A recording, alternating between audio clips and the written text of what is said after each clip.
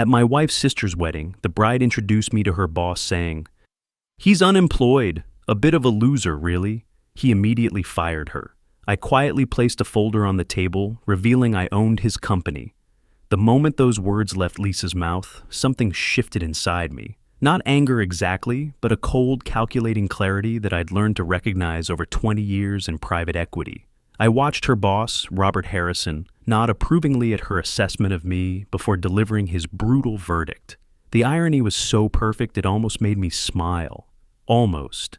Instead, I filed away every detail. Lisa's smug expression, my wife Emma's uncomfortable silence, the approving murmurs from their social circle. I'd been through hostile acquisitions, board overthrows, and corporate restructurings that destroyed entire companies. I understood how power worked, how information could be weaponized, and how timing could turn the tide of any battle. As I stood there being dismissed as worthless, I was already 3 moves ahead, seeing the checkmate that none of them could imagine. The bride had just handed me the perfect opportunity to demonstrate exactly who they were dealing with. What burned most wasn't Lisa's cruelty.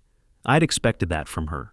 It was Emma's complicit silence. For 3 years of marriage, she'd never once asked what I actually did for work.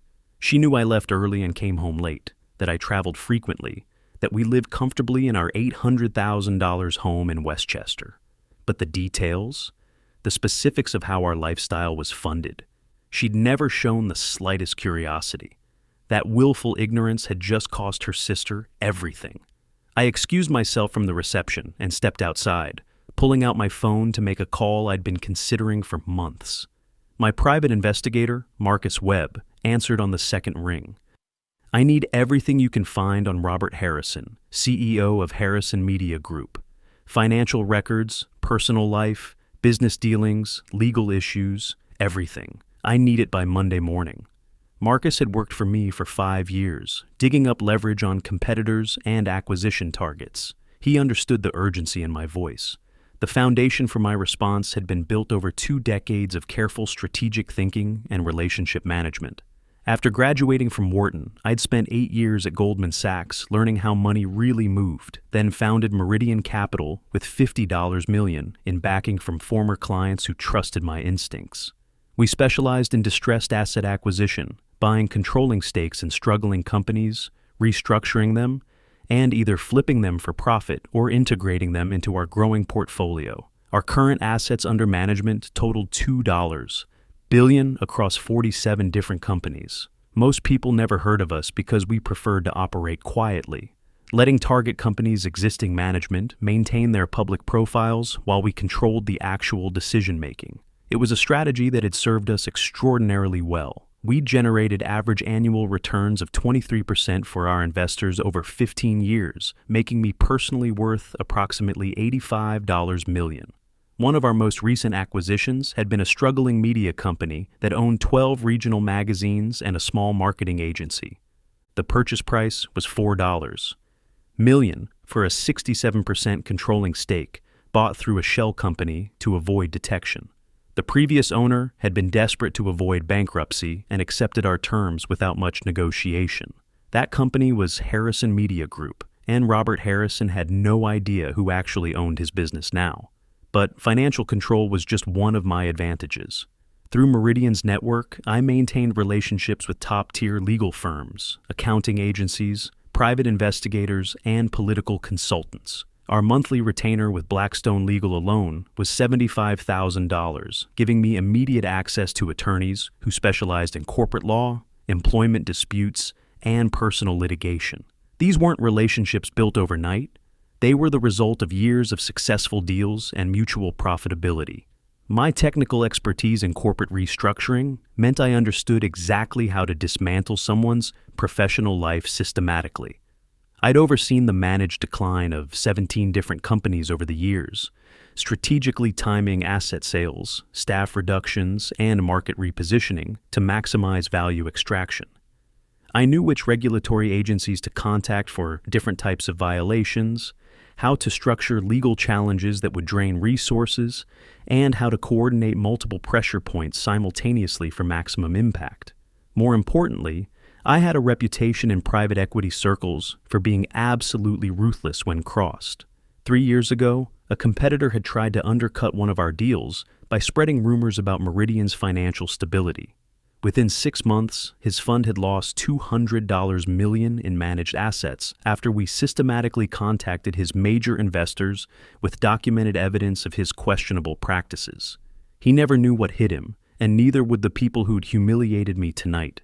By Sunday evening, Marcus had delivered a comprehensive dossier on Robert Harrison that exceeded even my expectations. Harrison Media Group was hemorrhaging money. They had lost $1 million in the last 18 months, mainly due to Harrison's incompetent leadership and expensive personal habits. He was paying himself $400,000 annually, while his 12 employees made poverty wages. Even better, he'd been falsifying financial reports to his lenders and using company funds for personal expenses, including an $80,000 BMW and a vacation home in the Hamptons. The personal information was equally valuable. Harrison was going through a messy divorce, his ex-wife claiming he'd hidden assets during their settlement negotiations. He owed $150,000 in back taxes to the IRS and had defaulted on 2 business loans. Most damaging of all, Marcus had found evidence of sexual harassment complaints from 3 former female employees, all settled quietly with non-disclosure agreements that Harrison had personally negotiated. Monday morning, I called my attorney, David Blackwood, senior partner at Blackstone Legal. David, I need you to prepare harassment lawsuits against Harrison Media Group and personally against Robert Harrison. I'm going to provide you with evidence and witness testimony that will make this an easy win. David specialized in employment law and had successfully prosecuted dozens of similar cases. His reputation alone would make Harrison's lawyers nervous. My next call was to Jennifer Stone, my accountant, who'd been handling Meridian's books for 8 years. I need you to audit Harrison Media Group's financial statements immediately. Look for tax evasion, fraudulent reporting, and misuse of corporate funds. Coordinate with the IRS Fraud Division when you find violations. Jennifer had previously worked for the Treasury Department and maintained excellent relationships with federal investigators. The media strategy required more delicate handling. I contacted Rachel DeVore, a crisis communications specialist who'd helped manage public relations for several of our more controversial acquisitions. I need you to prepare a press release exposing corruption at Harrison Media Group, but I want it to look like investigative journalism rather than a hit job. Can you coordinate with business reporters at the Times and Wall Street Journal? Rachel's media contacts were extensive, and she understood how to craft narratives that would dominate news cycles. By Wednesday, the first phase of my response was already showing results. 3 former Harrison Media Group employees had agreed to break their NDAs and testify about Harrison's harassment and financial improprieties. Jennifer had documented over $200,000 in potentially fraudulent transactions. Rachel had placed initial stories with 2 business reporters who specialized in corporate malfeasance.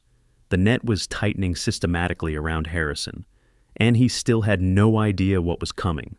Thursday evening, I attended a family dinner at Emma's parents' house. Lisa was there, now unemployed for almost a week, but still maintaining her superior attitude. She made several pointed comments about our mysterious income source and suggested that I was probably involved in something illegal. Emma laughed along with her sister's jokes, apparently having learned nothing from the wedding humiliation. Their parents nodded approvingly, clearly sharing the assessment that their daughter had married beneath herself. I waited until dessert was served before placing a manila envelope on the dining table. I thought you might be interested in some reading material about Lisa's former employer. The envelope contained copies of Harrison Media Group's fraudulent financial statements, photos of Harrison's company-funded BMW, and a preliminary draft of the harassment lawsuit that would be filed Monday morning. I watched Lisa's face drain of color as she realized her former boss was about to be destroyed professionally and personally.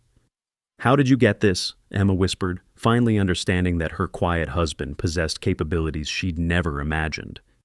"I bought the company 6 months ago," I replied calmly. "Robert Harrison works for me now, though he doesn't know it yet.